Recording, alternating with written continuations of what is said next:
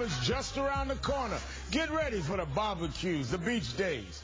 And, of course, Speaker John Boehner bringing the economy to the edge of collapse. Yep, Boehner's already at it again, restarting last summer's drag-out fight to raise the debt limit. But he says it's no threat. Speaker Boehner, why are you threatening default on the debt limit in May? Whoa. I am not threatening default.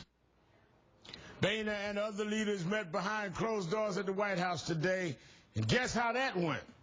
Leader Pelosi tells us about it.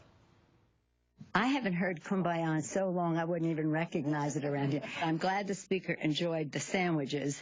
I think that it was a frank but cordial conversation. Kumbaya, my Lord. Oh, I don't think we'll be hearing Kumbaya this summer.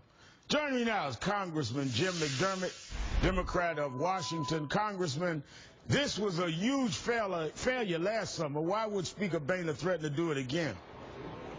Well, Reverend, if I didn't know better, I would think John Boehner was a slow learner.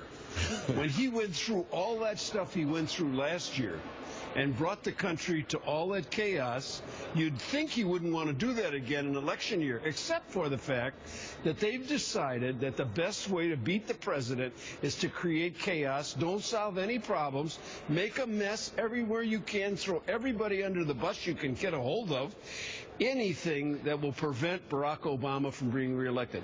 John Boehner does not care about the people of the United States. If he did, he would never be talking about threatening them again and threatening the recovery that's going on in this country.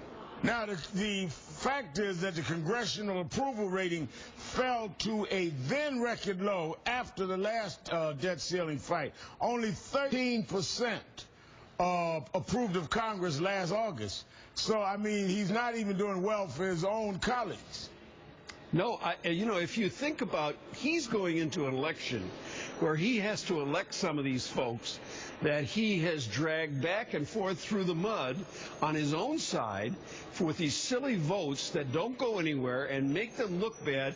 There are attacks on women. There are attacks on all kinds of things, on science, wherever you look. He's dragged them through this, and now he's going to send them out and say, now go out and get yourself reelected. He has been no help whatsoever to them, and I think he's going to wind up asking Mrs. Pelosi, would she please take the gavel from him next January. Now, he's not by himself, because Paul Ryan was on CNBC yesterday, and he was asked about whether he'd compromise, and this is what he had to say. You got to give up something. You can't have a deal just by saying, this is my inviolate position. So, look, I'm not interested in negotiating with myself on television. I don't see that. That's futile, in my opinion.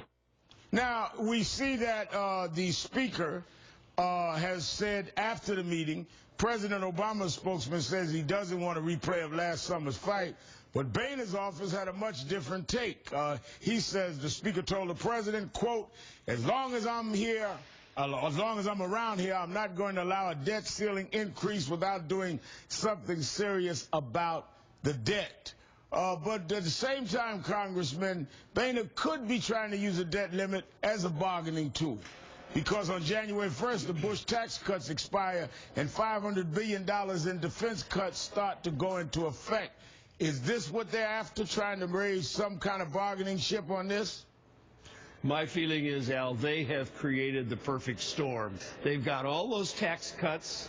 They've got all those cuts in the military. They've got all the discretionary cuts in the budget, all coming due along with this debt crisis at the same time, right around the election. And I believe that they really have no interest in anything but capturing the White House. Boehner became the chief spokesman for the Romney team to get Romney elected. He simply has given up dealing with what's best for the American people. Can you fight him? Can something be done to stop this? We'll keep talking about it and let the people will make the decision ultimately. I trust the American people to look at this and say, why is this guy creating chaos again this year the same way he did last year? You know, the definition of mental illness is doing the same thing over and over again and expecting a different result.